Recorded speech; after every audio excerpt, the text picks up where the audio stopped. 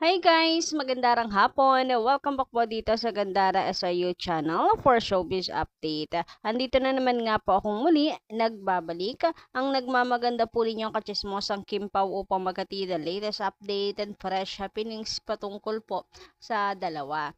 Kaya naman kung isa ka sa mga hindi pa nakaka-subscribe, i-click mo na yung subscribe button at ang notification bell para maging updated kat una sa nilalabas nating balita. So eto na nga, ang ating pong main topic para po sa hapon na ito ay patungkol po rito sa video and updates kay Kimi. Grabe, apakalakas nga naman yan, girl. Talagang hindi po kumpleto no ang araw ni Kim Chiu pag hindi po siya nagwo-workout. Kaya naman na malakas itong si Kimi kahit minamaliit po yan ng iba. Sinasabing payat pero wag ka. Baka mas malakas pa yan sa inyo and healthy. Bis kasi sa interview sa kanya ni sa usapan nilang dalawa ni Barbie Fortesa sa vlog ni Barbie. Kung napanood po ninyo yon, ako kasi pinapanood ko lahat hindi ko pinapalagpas about Kimi.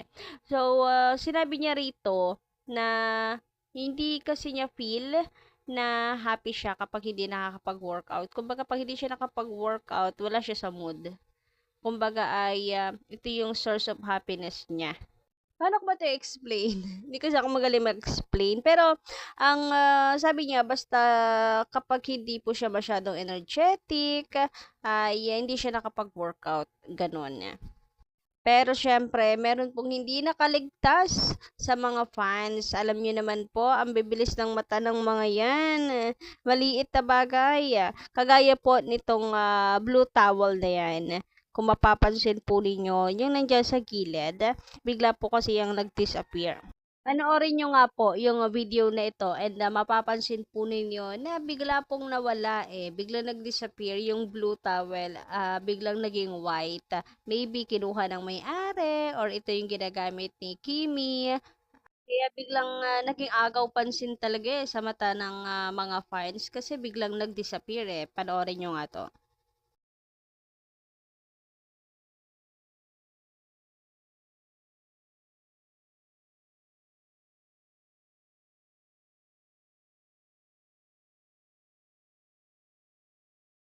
O 'di ba? Kayo ba guys, napansin nyo rin ba 'yan nung una po ninyong makita? Nung unang beses po ninyong napanood? Well, anyway, alam niyo po ba guys, meron tayong nasoko na kung saan, si Papi Paulo, meron din ganitong towel. Ayan o, makikita niyo po sa inyong screen. Talaga naganap ako ng ng pruweba na kay Papi Paulo to. Kasi yan po yung kutob ng mga fans na malamang kay Papi Paulo yon na magkasama silang dalawa na kaya biglang nawala is kinuha na ni Papi Paulo. Napalitan ng color white And bukod po dyan, isa rin sa usap-usapan at tingin po ng mga Kim Pao fans, si Papi Paulo ang kumukuha ng videos niya. Si Papi Paulo ang kanyang videographer. Naku, grabe talaga, no? Wala po talagang maitatago si Kim and Papi Paulo sa mga Kim Pao fans. Ang tatalas ng mga mata Nasusoko po agad. Pero kung kayo ang tatanungin ko guys, mga kakimpawa, anong palagay ninyo kay Papi Paulo nga kaya natawil ito? Or nagkataon lang na naman na meron din ganitong towel si Papi Paulo? Naku, paki-comment lang po sa baba. And pag-uusapan po natin yan sa next update natin Pero grabe talaga itong si pagkakataon, si Destiny. Suking-suki po ang Kim Pao ay mga craving po tuloy ng marami pang nagkataon lang serye ng Kim Pao. Sana nga meron po ulit tayong masoko na nagkataon lang. Samantala, tungkol naman po sa chika ni Ogie Diaz, marami tayong nababasang comments na malamang daw po ay meron talagang gustong sabihin si Ogie Diaz. Malamang ay may nalalaman talaga siya sa dalawa, sa Kim Pao. At na gusto niya nang sabihin pero nagpipigil lang.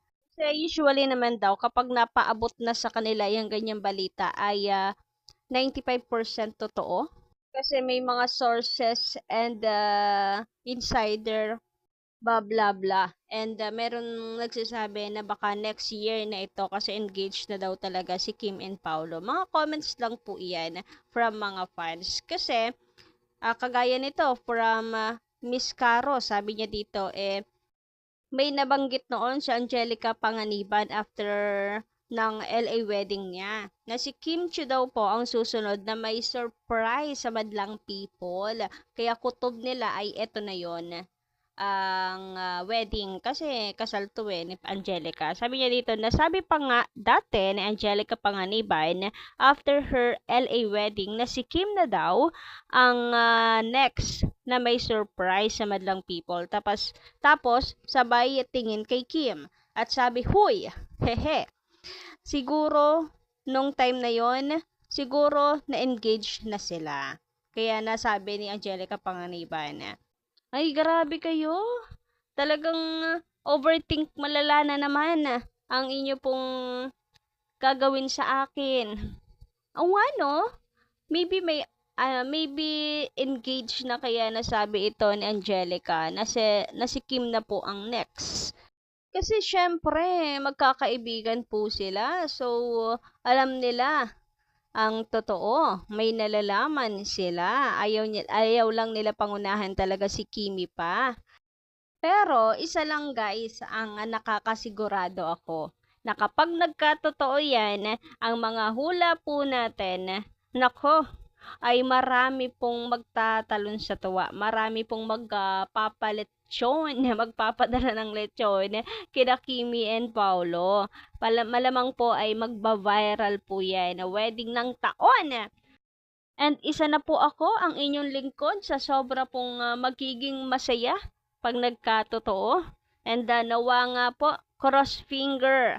Sana po magkatotoo, ipanalangin po natin yan. Sabay-sabay tayo. Ngayon pa lang, simulan na po natin.